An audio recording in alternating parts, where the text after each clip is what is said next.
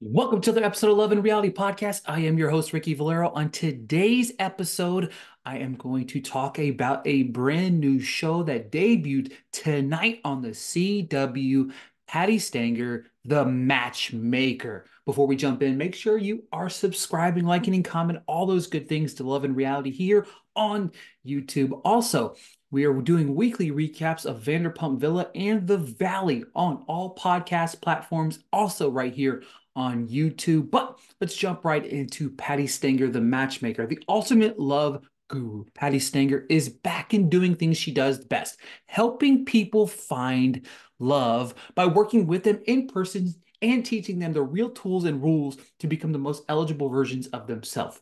But this time, Patti has a new partner. The Bachelor alum Nick Viall is joining her to tackle some of the most challenging clients yet. No case is off limits or too difficult for Patti and Nick to crack. Each episode will feature two clients desperate to find love, with Patti and Nick pushing them to face their fears, identify their emotional core, and in the end, emerge ready to find the one.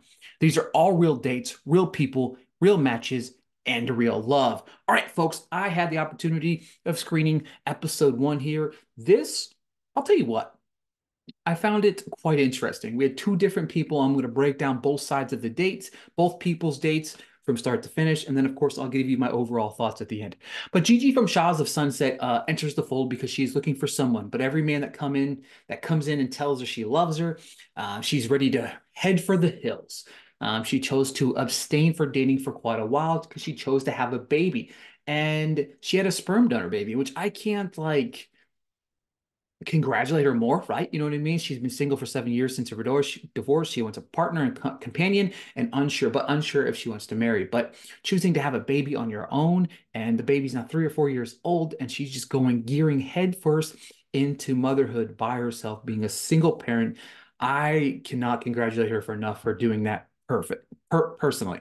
All right. In the conversations that we had with Nick and Patti, they were just trying to figure out some things about her that she wasn't sure of. She's a little insecure sexually. She's kind of a very prude, and she wasn't sure how she was going to, how she's able to handle things in the bedroom, and people maybe think she's too simplistic and stuff like that. She's never been able to express herself in the bedroom and stuff like that. So she's kind of worried about when she dives into the dating market, that could be one of the downfalls of that. So Nick and Patti sat down together and found Gabriella. This guy seems like a badass. He's just strong, confident, good looking, and they are planning to send him on the date with Gigi. But before they do, Gigi's friend Reza shows up to help her get back in the mix as they do a bunch of speed dating. And this was hilarious. I kind of felt bad for Gigi on those first two dates, but she seems like she's a very hard shell to crack. But as we watch her through these dates, these first two was brutal. Her demeanor, the way she kind of pushed back a little bit in certain things. I was literally dying laughing. This alone makes the first episode worth checking out. But also Gigi, side note, sidebar here. Gigi did order Shirley Temple, and I was in love because the Shirley Temple is the best thing ever. On the flip side, Justin, he's from The Bachelor in Paradise and Bachelorette season 17. Nick met him one-on-one, and then later, Patti arrived and joined the party. Justin is looking for someone. He got stood up, but not one, but two dates since being on the show. He said he's very picky, is looking to laugh, intellectual, good family, attractive. Apparently, his last relationship ended because he didn't want to post the girl on Instagram, and that was an issue. They were 4 or 5 months into the relationship, and that was kind of one of the big things that caused the downfall of the relationship. I like Patti because here she pushed Justin back here. The thing about it is like these are celebrities, you know what I mean? Reality TV stars, as you can say, but she wasn't afraid to kind of give him the business and pinpoint his own faults about wasting people's time. Like, if you're not going to be serious enough with me 4 months into this relationship to post my social media, then maybe you shouldn't be wasting each other's time. But Becky and Carla are on the menu for Justin. They pick Carla over Becky, but they kind of have those options to fall back on if Becky doesn't work out. But one of my favorite things about this was Nick was watching Justin and Carla's date. he was just fumbling over his words over and over and over again. And this date was a disaster. There was no vibe, there was no connecting, there was none of that. But obviously, a little bit later, we see Nick and bring up Plan B, Becca. But these two sit down, Becca and Justin, and they kind of hit back and forth and had a really strong chemistry. They were laughing, they were mucking it up. But yeah, it was pretty crazy. Gigi, to me, like I said, was kind of a hard shell. Her first date, in 7 years, she was hilarious in her kind of attempt to kind of flirt. You could see her kind of gravitate towards the awkward flirting as a crutch in order to kind of get that comfortability and maybe put herself out there a little bit.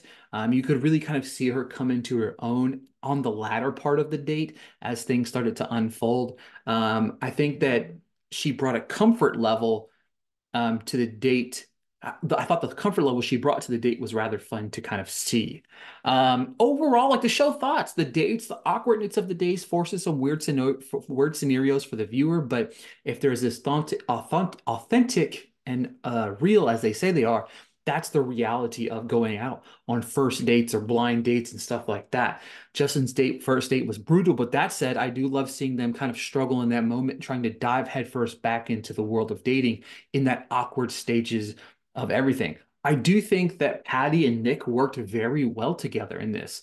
Um, they played well back and forth off of each other, and then they worked strongly separate from each other. I thought they were had a really strong dynamic here. Again, I love that Patty wasn't afraid to kind of push back on Justin and kind of show him, hey man, this is where your thought, this is where you struggle. This is where you need to be calling people out and making sure that, hey, you need to go, if you're going to dive back into the dating world, you need to do it with your head on straight. So ultimately, it's an easy watch. It's a fun watch.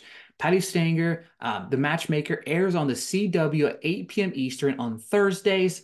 Make sure to check it out. I really, really liked the first episode, and we'll be checking out episode 2.